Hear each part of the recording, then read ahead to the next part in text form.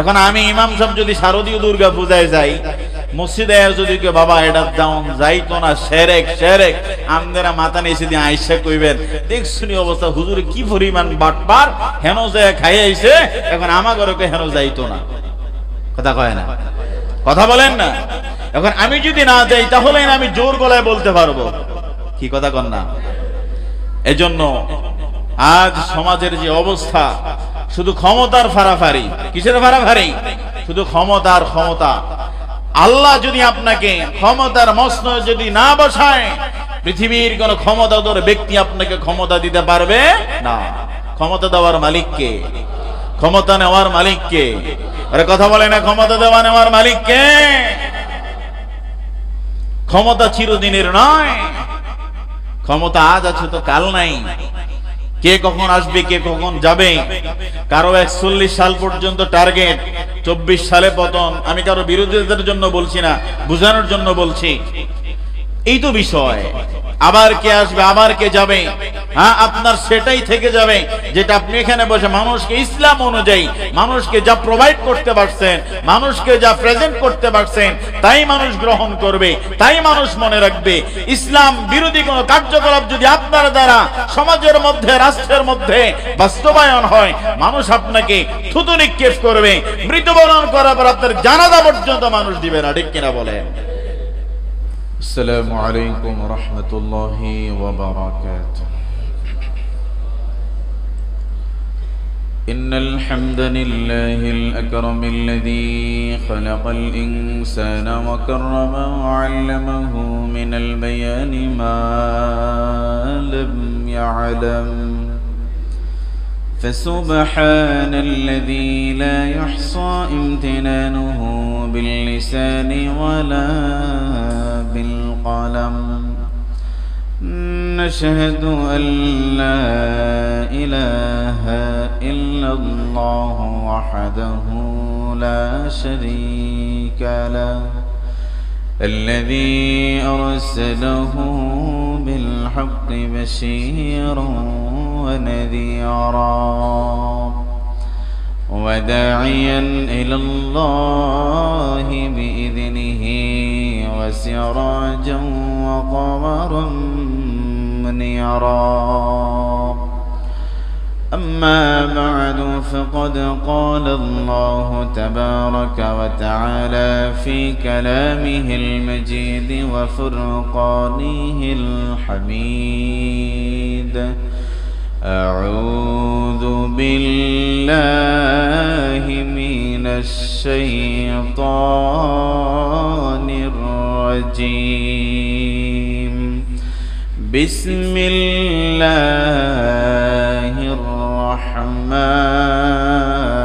الرحمن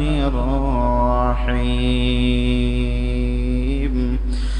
يا أيها الذين آمنوا اتقوا الله وكونوا مع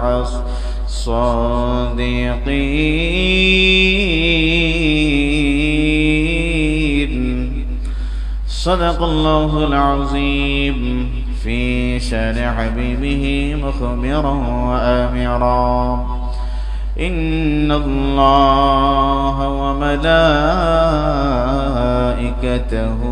يصلون على النبي يا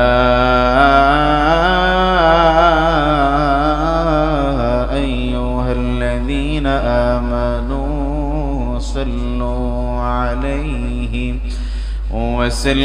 وسلموا تسليما. اللهم صل على مولانا محمد وعلى آل سيدنا. জবান খুলে পড়ি আল্লাহুম্মা সাল্লি আলা মাওলানা মুহাম্মদ ওয়া আলা আলি سيدنا সবাই পড়ি বালাগাল উলা বিকামালিহি কাশাফাত দুজা বিজামালিহি হাসনাত জামিউ খিসালিহি সাল্লু আলাইহি আল্লাহুম্মা সাল্লি ওয়া সাল্লিম ওয়া বারিক আলাইহি। আলহামদুলিল্লাহ, দয়াময় রব্বুল আলামিনের শুকরিয়া আদায় করছি যিনি আমাদেরকে পবিত্র জুমার দিনে জুমার আজান শুনে মসজিদে আসার এবং বসার মতো যিনি আমাদেরকে তৌফিক প্রদান করেছেন, সেজন্য হৃদয়ের সবটুকুন শুকরিয়া সে মহামণি রব্বুল ইজ্জতুল জালালের জন্য আমরা নিবেদন করছি। জবান খুলে দিল থেকে এক বাক্যে পড়ছি আলহামদুলিল্লাহ।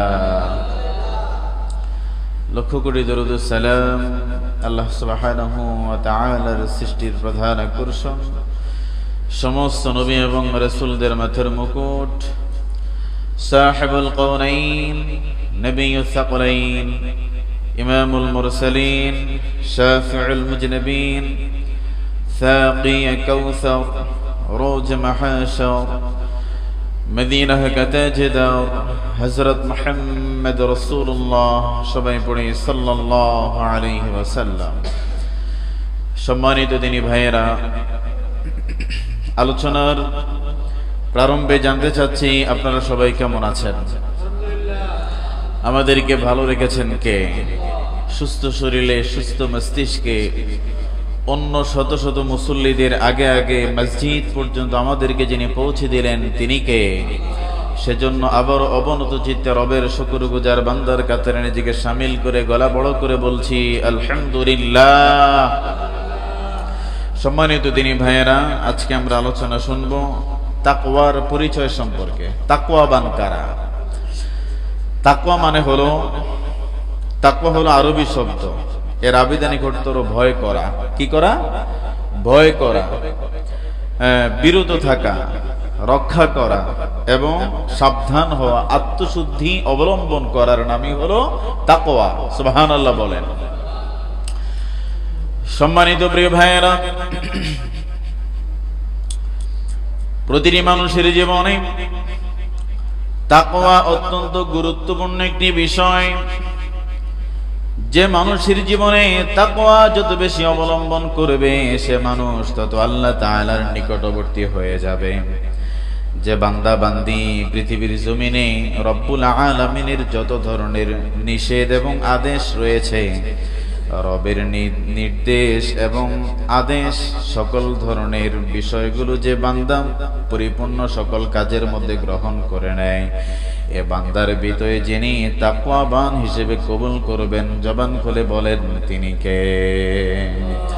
সম্মানিত প্রিয় ভাইয়েরা, তাকওয়া প্রতিটি মুমিনের জন্য অনস্বীকার্য। তাকওয়া প্রতিটি মুমিনের জীবনে বড় গুরুত্বপূর্ণ বিষয়। তাকওয়া ছাড়া কোনো মুসলমান, কোনো মানুষ পরিপূর্ণ ঈমানদার হতে পারবে না। কেননা তার রব যিনি তারে দুনিয়ার জমিনে পাঠালেন, রবের প্রতি পরিপূর্ণ তাকওয়া অর্থাৎ রবের প্রতি পরিপূর্ণ ভয় থাকা লাগবে। জোরে বলেন সুবহানাল্লাহ। ভয় মানুষের জীবনকে সম্মানিত করে দেয়। বলেন, ভয় মানুষকে কি করে? সম্মানিত করে। ভয় মানুষকে গুনাহ থেকে বাঁচিয়ে দেয়। ভয় মানুষকে তাকওয়াবান বানায়। ভয় মানুষকে আল্লাহওয়ালা বানায়। ভয় মানুষকে বুজুর্গ বানায়। কার ভয়? কার ভয়? আল্লাহর ভয়। এই জন্য প্রিয় ভাইয়েরা, পৃথিবীর জমিনে যে মনিব আমাদেরকে পাঠিয়েছেন, রবকে যদি আমরা প্রতিটি কার্যক্রমে যদি ভয় করে নেই, আমরা সকল কাজে যদি রবকে ভয় করি, কোন কাজের মধ্যে আর অন্যায়, অবিচার, জুলুম নামক কোন ধরনের অন্যায় সে কাজের মধ্যে থাকতে পারে না। সুবহানাল্লাহ বলেন। সম্মানিত প্রিয় ভাইয়েরা, রব্বুল আলামিন জানিয়ে দিয়েছে কোরআনুল কারীমে রবকে ভয় করতে হবে। কোরআনুল কারীমের ৯তম সূরা, সূরা আত-তাওবার ১১৯ নম্বর আয়াতে রব্বুল আলামিন জানিয়ে দিয়েছেন, ইয়া আইয়ুহাল্লাযীনা আমানু ইত্তাকুল্লাহা ওয়া কুনু মা'আস সাদিকিন।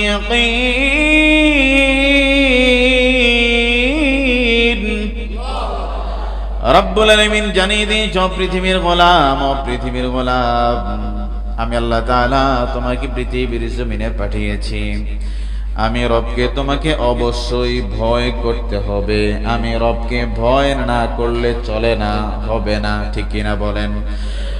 রবকে ভয় করতে হবে। রব্বুল আলামিন বলেন, হে ঈমানদারেরা, আল্লাহ রাব্বুল আলামিনকে ভয় করো এবং সত্যবাদী লোক যারা রয়েছে তাদের সঙ্গী সাথী তোমরা হয়ে যাও। সর্বপ্রথম রব্বুল আলামিন ডাক দিয়েছে, হে ঈমানদার লোকেরা, আমাদেরকে যিনি ঈমানদার বলে ডাক দিয়েছেন তিনি কে?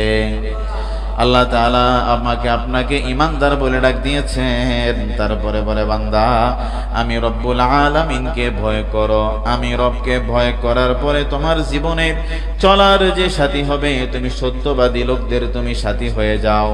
সত্যবাদী মানুষদের সাথে তুমি ওঠা বসা করলে পরে তুমিও একদিন আল্লাহ তাআলার সান্নিধ্য অর্জন করনেওয়ালা মানুষ হবে। তুমি নিজেকে নিজে গঠন করে নিতে পারবা। সুবহানাল্লাহ। খারাপ মানুষের সাথে চললে পরে কোনো মানুষ ভালো হওয়ার সম্ভাবনা নাই। এজন্য রব্বুল আলামিন ডাক দিয়ে জানিয়ে দিয়েছে, ওয়া কুনু মা'আস সাদিকিন। ও পৃথিবীর বিশ্বাসীরা, ও পৃথিবীর ঈমানদারেরা, যারা তোমরা আমি রবকে ভয় করো, আমি রবকে তোমরা যারা বিশ্বাস করো, তোমরা পৃথিবীর জমিনে আমি রবকে ভয় করার পরে তোমরা ভালো মানুষের সাথে চলবা। তোমরা অন্যায়কারীদের সাথে চলবা না। তোমরা নামাজীদের সাথে উঠা বসা করবা। তোমরা রোজাদারের সাথে উঠা বসা করবা।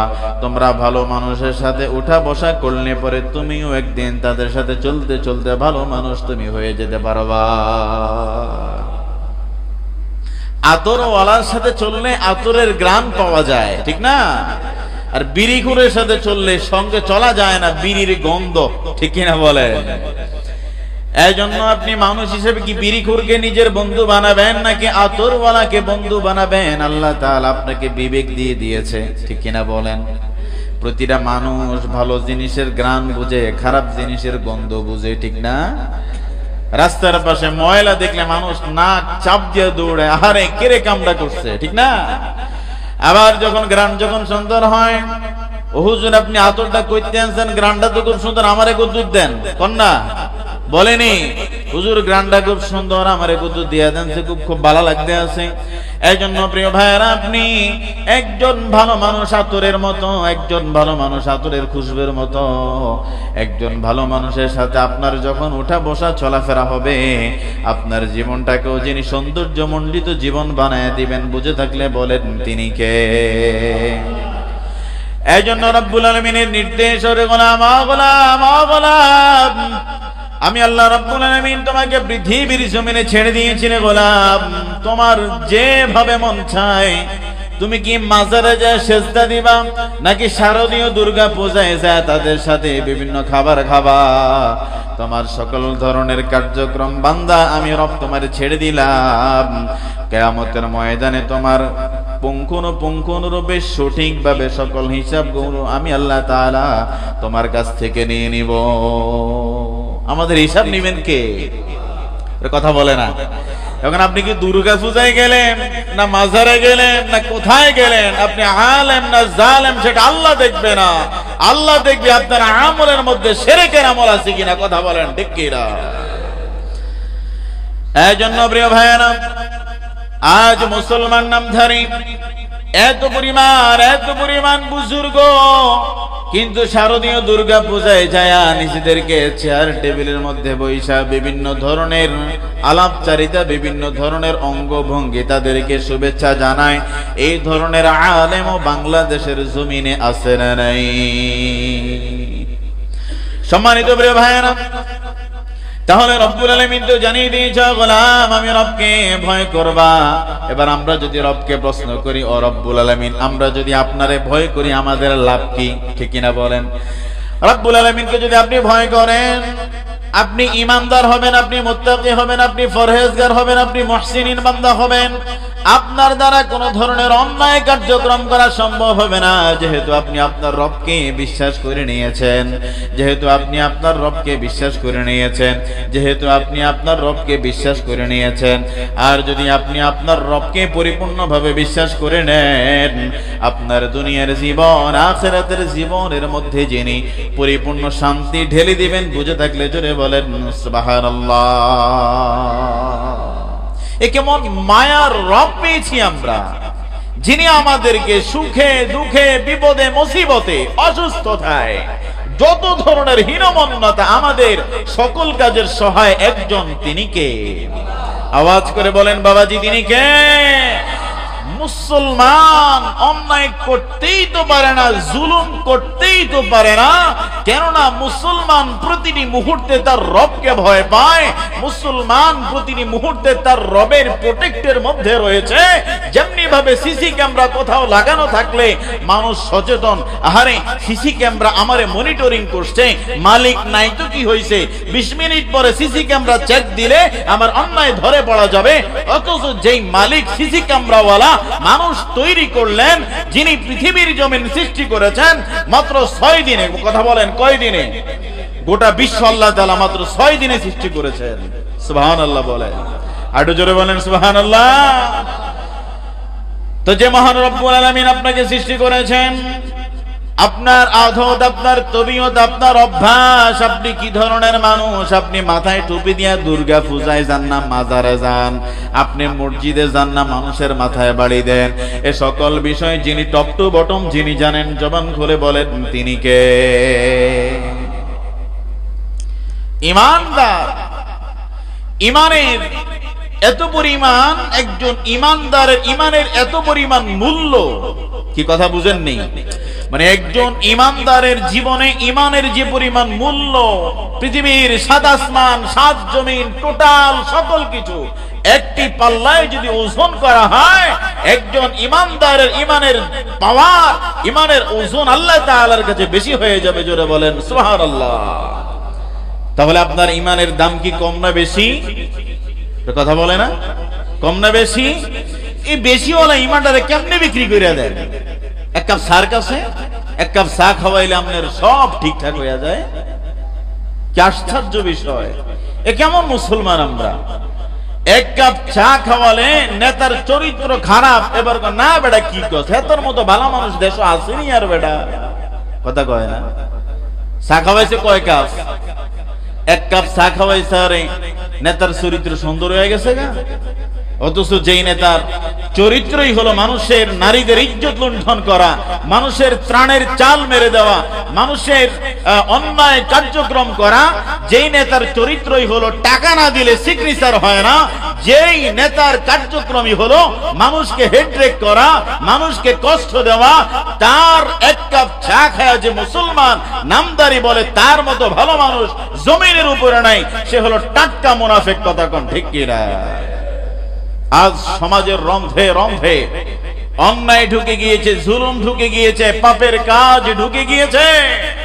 মুসলমান, তোমার ঈমান যে হরণ হয়ে যাচ্ছে তুমি বুঝতে পারো না। মাথায় টুপি, পাগড়ি, পাঞ্জাবি, নেসমোসাজ, মেসওয়াক ধারণ করার পরেও তোমার যে ঈমান হরণ হয়ে যাচ্ছে, ভাই একটিবারের জন্য কি তুমি চিন্তা করে দেখেছো যে আসলে কি আমার ঈমান আছে কিনা? এটা তো সেই জামানা, যেই শেষ জামানার মধ্যে আগুনের কয়লা হাতে রাখা সহজ হবে, ঈমান ধরে রাখা কঠিন হয়ে যাবে। এটাই সেই জামানা চলছে ভাই। কি কথা বুঝেন না? হাতের তালুর মধ্যে কয়লা রাখা, আগুনের আংরা রাখা সহজ হবে, ঈমান ধরে রাখা কঠিন হয়ে যাবে। এটাই সেই জামানা চলছে বাবাজি। যে যেমনে বলে হেতে যদি হেমনেই চলে, তাহলে কি বেটার ভিতরে কিছু আসেনি? কথা কয় না, কথা বুঝেন না নেই? মানে আমনে আমারে যা কইছেন আমি তাই মানলাম, আমার নিজের ভিতর কোনো বুঝটুজ নাই, তাহলে কি হইল? বলেন হইল? না, এটা হয় না তো, এটা হয় না। আল্লাহ বিবেক দিয়েছে, আল্লাহ বিবেকের বিচার করবে। এই জন্য দেখবেন বিভিন্ন বড় বড় গাড়ির পিছনে, ট্রাকের পিছনে, সিএনজির পিছনে লেখা থাকে পৃথিবীর শ্রেষ্ঠ আদালত হচ্ছে মানুষের বিবেক। লেখা থাকে না? মা কথা কয় না, লেখা থাকেনিও। লেখা থাকে। এখন আমি প্রায় সময় চিন্তা করি, সিএনজির পিছনে লেখা থাকে নামাজ কায়েম করুন, যাকাত প্রদান করুন। যে বেটার সিএনজির পিছনে লেখা নামাজ কায়েম করুন, তালাশ করে দেখবেন এটা 14 গোষ্ঠী নামাজ পড়ে না। কথা কইছেন নি? কথা কন না। লেখা থাকে পৃথিবীর শ্রেষ্ঠ আদালত হচ্ছে মানুষের বিবেক।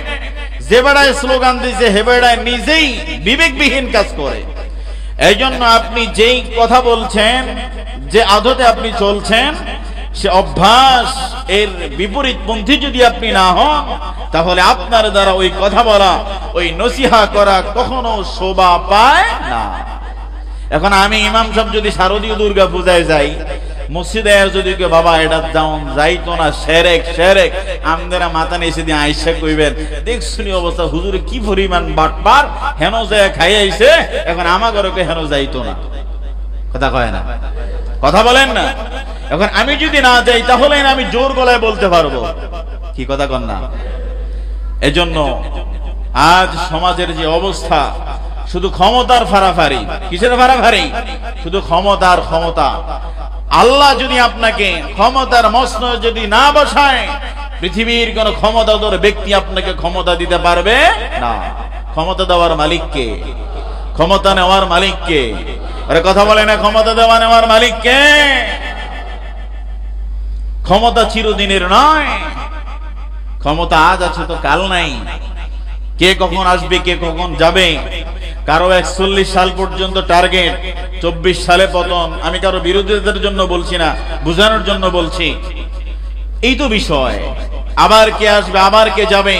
হ্যাঁ, আপনার সেটাই থেকে যাবে যেটা আপনি এখানে বসে মানুষকে ইসলাম অনুযায়ী মানুষকে যা প্রোভাইড করতে পারছেন, মানুষকে যা প্রেজেন্ট করতে পারছেন, তাই মানুষ গ্রহণ করবে, তাই মানুষ মনে রাখবে। ইসলাম বিরোধী কোন কার্যকলাপ যদি আপনার দ্বারা সমাজের মধ্যে, রাষ্ট্রের মধ্যে বাস্তবায়ন হয়, মানুষ আপনাকে থুতু নিক্ষেপ করবে। মৃত্যুবরণ করার পর আপনার জানাজা পর্যন্ত মানুষ দিবে না। ঠিক কিনা বলেন? এজন্য আল্লাহর ভয় আপনাকে গ্রহণ করতে হবে। আল্লাহর ভয় আপনাকে সকল ধরনের পাপের কাছ থেকে বাঁচাবে তো ভাই। কিন্তু আপনার ভিতরে যদি আল্লাহর ভয়ই যদি না থাকে, আল্লাহ বলতেছে সরাসরি যে আমারে ভয় কর, ওয়াকুনু মাআস সাদিকিন, সত্যবাদী মানুষদের সাথে উঠা বসা করো, তাদেরকে তোমার চলার সাথী বানাও, তাদেরকে তোমার চলার সঙ্গী বানাও, তাহলেই না তুমি ভালো মানুষ হতে পারবা। এখন তুমি চলো এক একটা বড় বড় অসতের সাথে, ভালো মানুষ হওয়ার কি সুযোগ আছে? কথা বলে না? আল্লাহ বলতেছে ভালো মানুষের সাথে চলার জন্য। এখন আমি আর আপনি যদি খারাপ মানুষের সাথে চলি, তাহলে লাইফে কি ভালো হওয়ার কোন সুযোগ আছে? চান্স আছে? একটা কথা আছে না যে সঙ্গ দোষে লোহাও ভাসে। কথা বলে না? সঙ্গ দোষে লোহা ভাসে নেই? হ্যাঁ ভাসে তো। সঙ্গ লাগবে তো। এখন আপনার তো সঙ্গ খারাপ, আপনার সঙ্গী যদি ভালো হয় তাহলে আপনি ভালো হইতেন। এখন আপনার সঙ্গীটাই যদি খারাপ হয়, তাহলে আপনার ভালো আর বিন্দু পরিমাণ কোনো চান্স নাই তো বাবা। এই জন্য প্রিয় ভাইয়েরা, যে জন্য আল্লাহ তাআলাকে ভয় করতে হবে, মনে রব্বুল আলামিন কুরআনুল কারীমের 59 নম্বর সূরা, সূরা আল হাশরের 18 নম্বর আয়াত আল্লাহ তাআলা জানিয়ে দিয়েছেন, ইয়া আইয়ুহাল্লাযীনা আমানু ইত্তাকুল্লাহা ওয়াল তানজুর নাফসুম মা কদ্দামাত লিগাদিন ওয়াত্তাকুল্লাহ ইন্নাল্লাহা খাবীরুম বিমা তা'মালুন। রাব্বুল আলামিন জানিয়ে দিয়েছেন সূরা হাশরের 18 নম্বর আয়াতে জানিয়ে দিয়েছেন, ইয়া আইয়ুহাল্লাযীনা আমানু তাকুল্লাহ ওয়াল তানজুর নাফসুম মা কদ্দামাত লিগাদিন ওয়াত্তাকুল্লাহ ইন্নাল্লাহা খাবীরুম বিমা তা'মালুন। রাব্বুল আলামিন জানিয়ে দিয়েছেন, পৃথিবীর গোলাম, ও পৃথিবীর বিশ্বাসীরা, হে মুমিনগণ, তোমরা আল্লাহ তাআলাকে ভয় করো। প্রত্যেকের উচিত আগামীকালের জন্য, অর্থাৎ পরকালের জন্য সে কি পাঠিয়েছে। আপনার তো আজকে চিন্তা করা দরকার, আমি আজকে কি আমল করলাম, আমি আমার রবের কাছে আমার কল্যাণের জন্য কোন আমল আমি পাঠাতে পারলাম। এটা প্রতিটা মুমিন, প্রতিটা মুসলমান প্রতিদিন আগামীকালের কথা চিন্তা করা দরকার। আজকে শুক্রবার, আপনার আগামীকাল হলো শনিবার, আগামীকাল শনিবারে আপনার আগামীকাল হলো রবিবার। কথা কোন ঠিক কিনা? তার মানে আপনার প্রতিদিন আপনার আগামীকালের কথা চিন্তা করা, আপনার প্রতিটি মুহূর্তের কথা আপনি রবের কাছে স্বীকৃতি দেওয়া। অমালিক আজকে শুক্রবার, ফজর নামাজ আদায় করলাম, জুমা পড়লাম, আসর পড়ব, মাগরিব পড়ব, এশা পড়ব, তাহাজ্জুদের নিয়ত করলাম, এশাকের নামাজ পড়লাম, ওয়াবিনের নামাজ পড়লাম।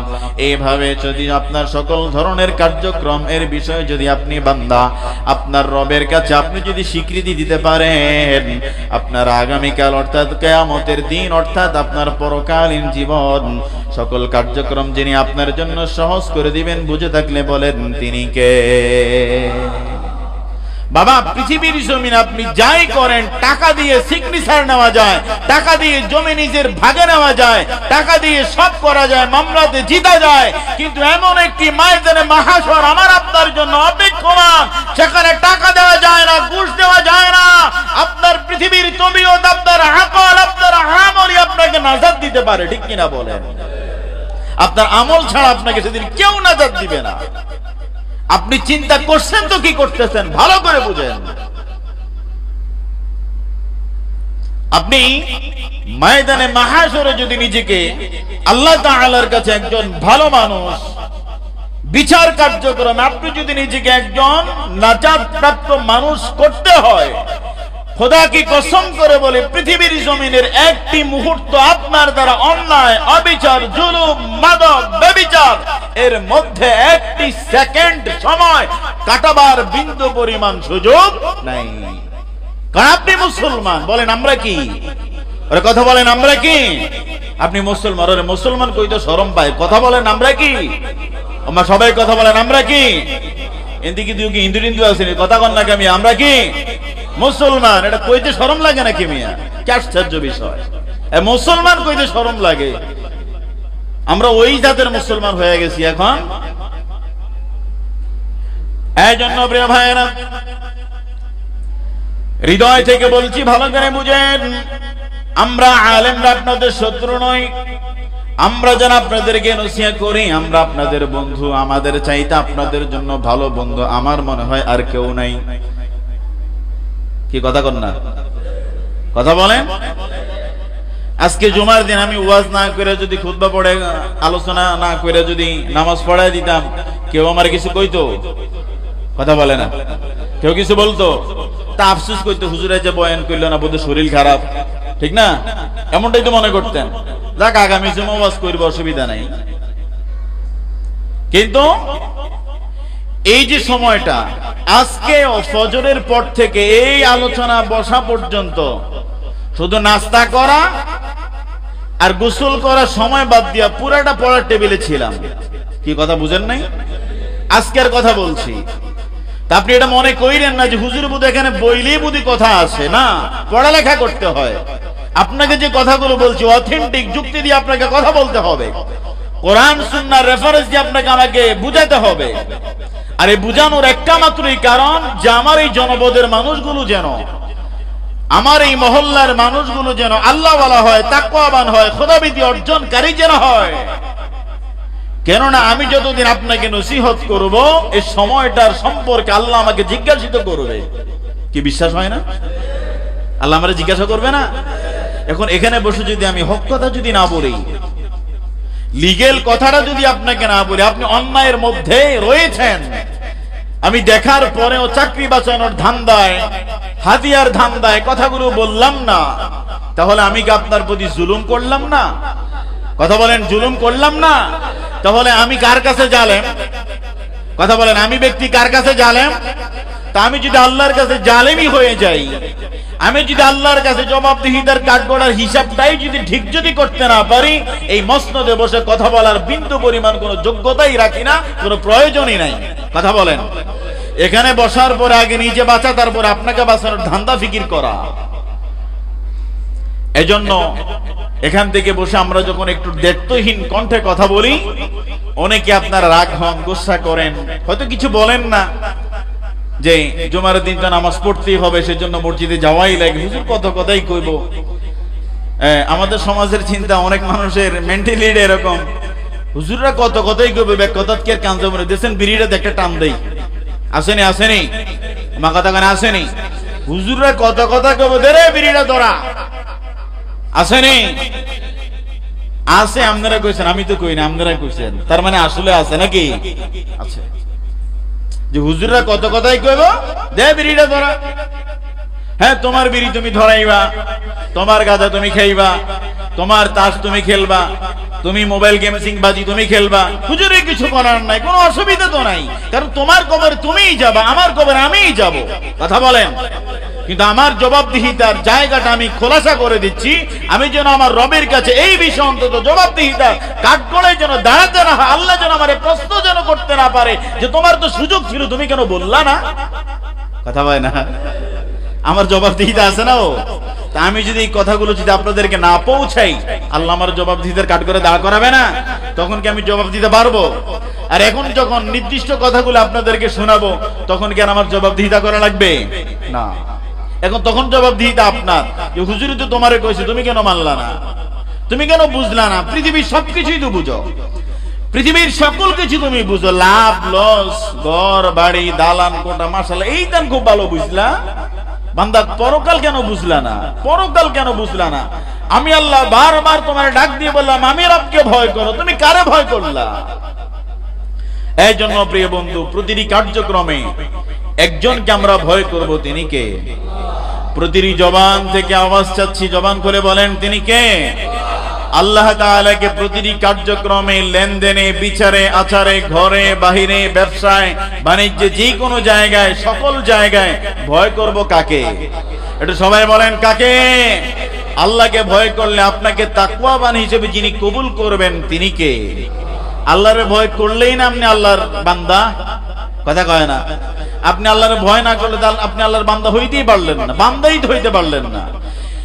এই জন্য প্রিয় ভাইয়েরা, আল্লাহ তাআলার বান্দা যদি হতে হয়, আল্লাহ তাআলার বান্দা হিসেবে যদি আপনাকে আল্লাহ তাআলার কাছে যদি প্রেজেন্ট করতে হয়, তাহলে আমাদের জীবন, আমাদের মরণ, সকল কাজের মধ্যে রবকে সকল কাজের মধ্যে ভয় করা, রবের সকল বিষয়াদি আমাদের জীবনে মেনে মেনে গ্রহণ করে চলার দরকার আছে না নাই?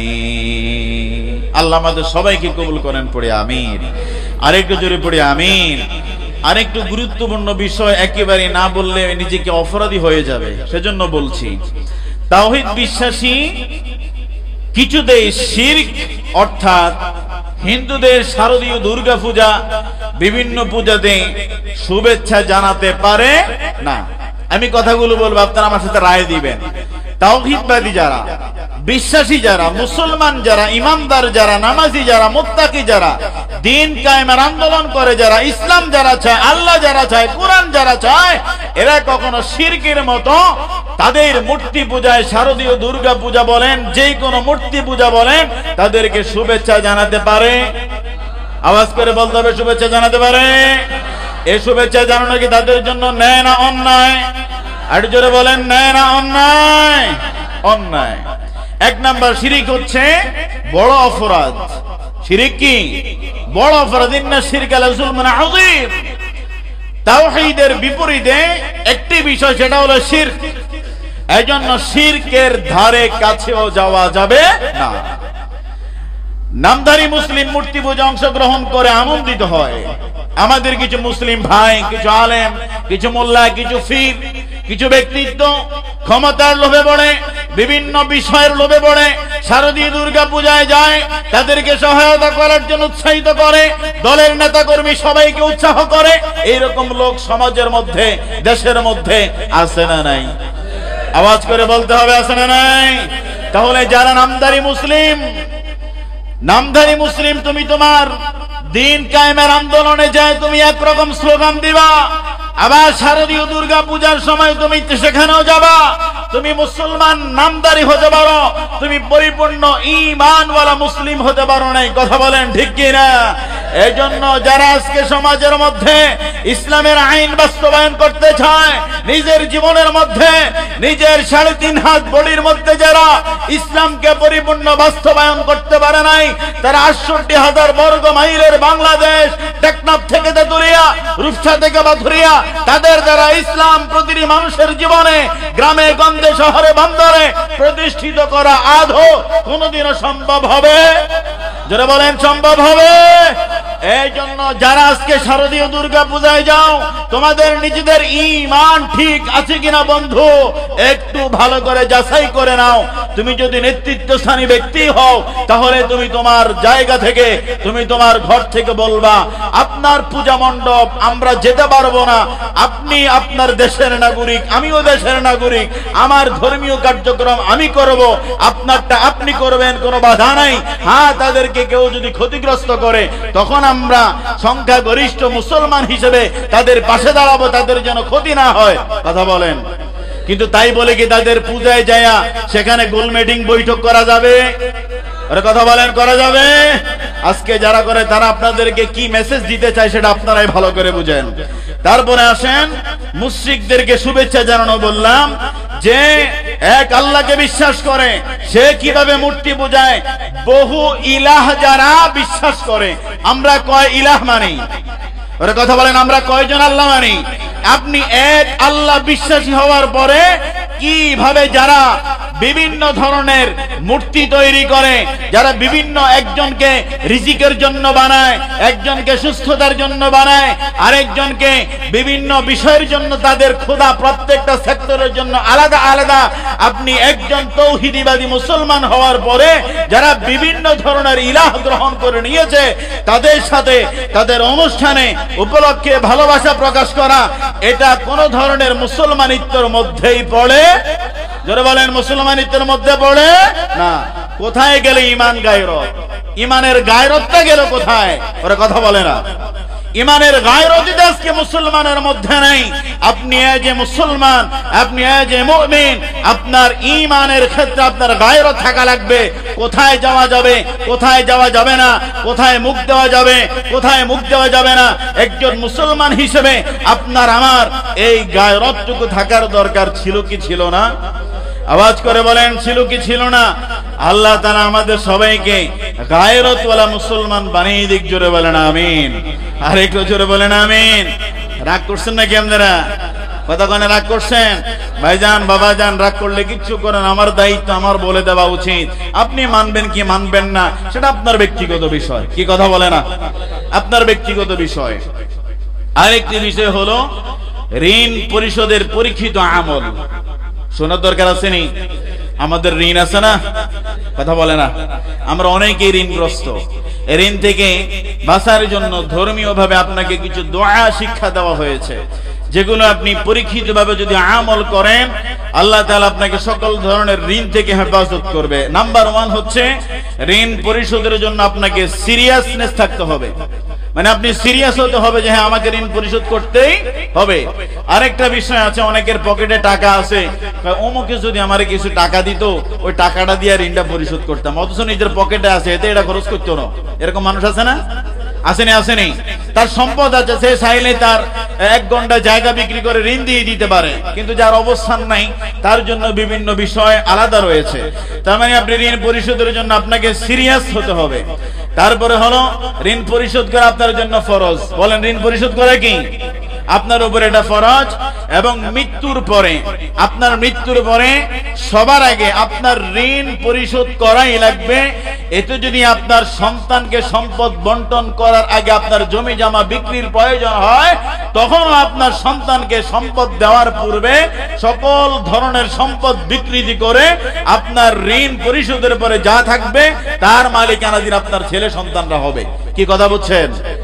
তার মানে আপনি মরার পরেও ঋণ আগে পরিশোধ করতে হবে। তারপরে আসেন, ঋণের জন্য আমরা যে দোয়া পড়বো, সবাই পড়েন, আল্লাহুম্মা কফিনি বিহালালিকা আন হারামিকা ওয়া আগনিনি বিফাদলিকা আম্মান সিওয়াক। এই দোয়াটা আপনি প্রতিদিন, ছোট্ট একটা দোয়া, খুব বেশি বড় না। আল্লাহুম্মা কফিনি বিহালালিকা আন হারামিকা ওয়া আগনিনি বিফাদলিকা আম্মান সিওয়াক। দোয়াটা যদি না পারেন ইউটিউবে সার্চ করবেন, গুগলে সার্চ করলে চলে আসবে। এটা শিখবেন, মুখস্থ করবেন প্রতিদিন। ফজরের পরে 50 বার, জোহরের পরে 50 বার, যা পারেন এটা পড়তে থাকেন আর ঋণ পরিশোধের চিন্তা করতে থাকেন, কার্যক্রম করতে থাকেন। আল্লাহ তাআলা আপনার ঋণ পরিশোধের রাস্তা সহজ করে দিবে। আল্লাহ আমাদের সবাইকে ঋণ মুক্ত জীবন যাপনের ব্যবস্থা করে দিক। পড়ে আমিন। আর একটু জোরে পড়ে আমিন।